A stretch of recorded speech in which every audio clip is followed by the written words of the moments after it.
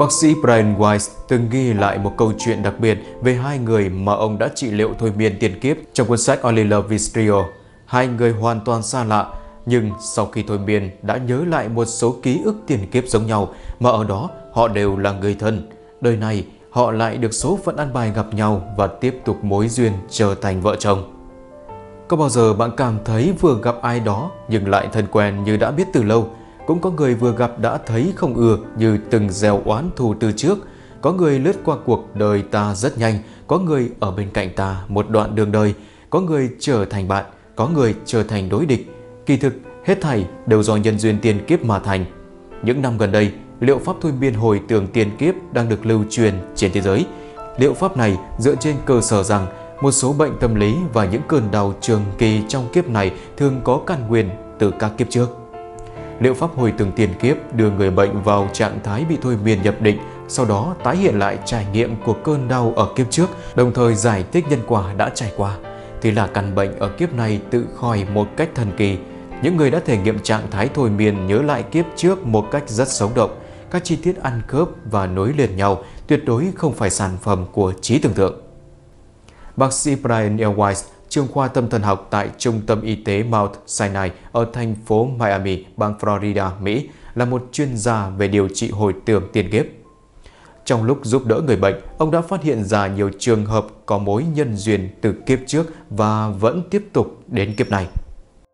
Vợ chồng đều là có duyên nợ từ tiền kiếp. Trong cuốn sách Only Love Vistrio, bác sĩ Weiss kể lại một trường hợp đặc biệt về cặp đôi Elizabeth và Pedro. Tên nhân vật đã được thay đổi để đảm bảo tính riêng tư. Elizabeth là một phụ nữ xinh đẹp và thành đạt. Cô sở hữu một công ty kế toán tại thành phố Miami, bang Florida, Mỹ. Vì quá lo lắng đau buồn trước sự ra đi của người mẹ, rồi cả những vấn đề trục trặc trong chuyện tình cảm gia đình, cô đã tìm đến bác sĩ Weiss để điều trị tâm lý. Thông qua thôi miên hồi khứ, bác sĩ Weiss và Elizabeth đã có những chuyến du hành về khoảng thời gian xa xưa, từ những đoạn quá khứ trong đời này đến các đời trước của cô, và họ đã phát hiện những điều đáng kinh ngạc. Nhưng người mẹ của cô trong kiếp này lại chính là con gái cô trong một kiếp trước. Cô từng là một bé trai chết đuối trên tàu ngoài khơi, từng là một bé gái nghèo sơ xác ở Ấn Độ, ra đi khi mới 16 tuổi vì bệnh phổi. Cùng lúc điều trị cho Elizabeth, bác sĩ Weiss cùng điều trị cho Pedro, một người đàn ông điển trai ở tận Mexico. Anh cũng có những nỗi buồn sâu thẳm không biết chia sẻ cùng ai, từ việc anh trai qua đời vì tai nạn, mối quan hệ mẹ con không suôn sẻ, đến những bí mật ám ảnh trong quá khứ. Tương tự Elizabeth, Pedro cũng nhớ lại nhiều ký ức thăng trầm trong đời này và những đời trước. Có kiếp, anh là dân du mục Mông Cổ, cả làng bị tàn sát tang thương. Có kiếp là lính Anh, chết dưới ngọn giáo của người Tây Ban Nha. Mặc dù Elizabeth và Pedro ở hai đất nước khác nhau, cũng chưa quen biết nhau, nhưng rồi tình cờ họ đều nhớ ra một kiếp từng sống ở Jerusalem 2.000 năm trước. Khi đó họ là cha con, người cha là Eli, làm thợ gốm trong một ngôi làng nhỏ, bé gái tên là Miriam. Cô bé sống rất hạnh phúc cho đến một ngày những tên lính La Mã hay tra tấn người Cơ Đốc giáo xuất hiện. Chúng hành hạ cha cô thảm khốc bằng trò kéo lê ông trên con đường đầy bụi đất, khiến thân thể ông tả tơi, đầu bê bết máu. Ông đau đớn ra đi trong vòng tay đứa con gái bé bỏng, để lại cho cô nỗi nhớ thương vô hạn.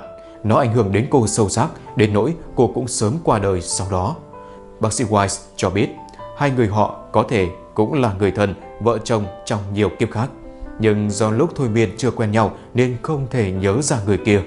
Cả hai cùng điều trị trong một khoảng thời gian, nhưng vì nguyên tắc công việc, ông Weiss không thể nói cho họ về ký ức của người kia. Hai người chỉ gặp thoáng qua nhau vài lần trong văn phòng của bác sĩ Weiss.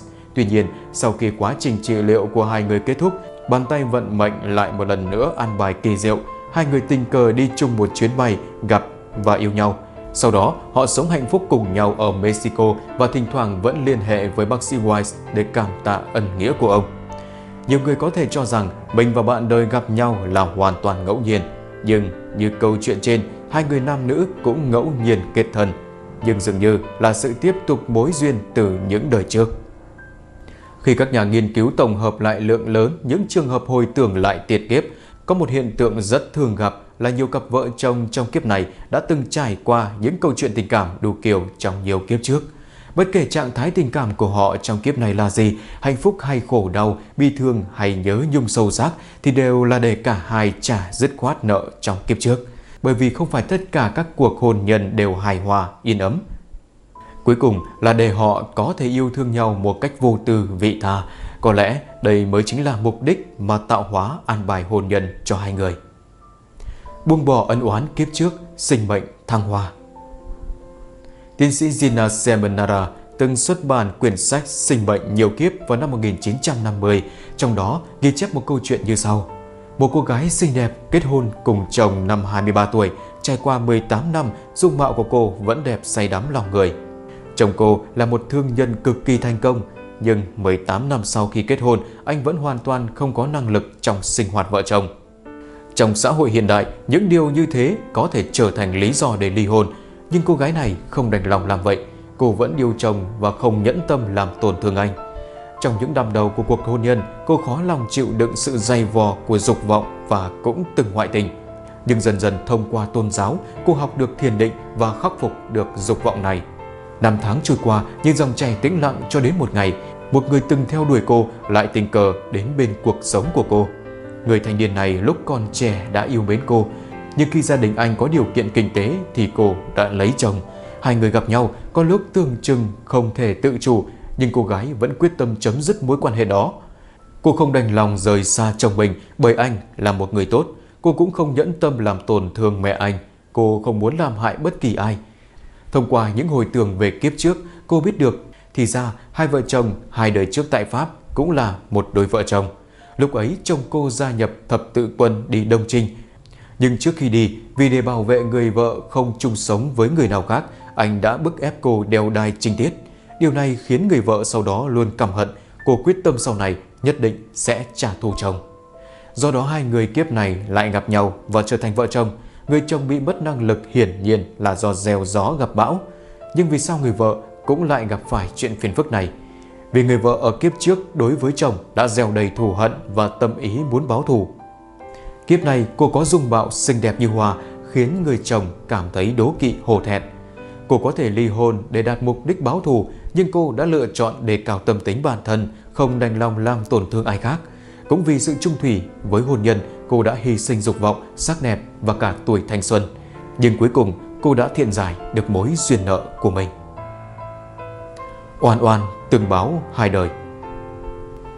Tiểu thuyết Tình thế nhân duyên truyện được cho là của tác giả Bồ Tùng Linh, viết vào cuối nhà Minh đầu nhà Thanh.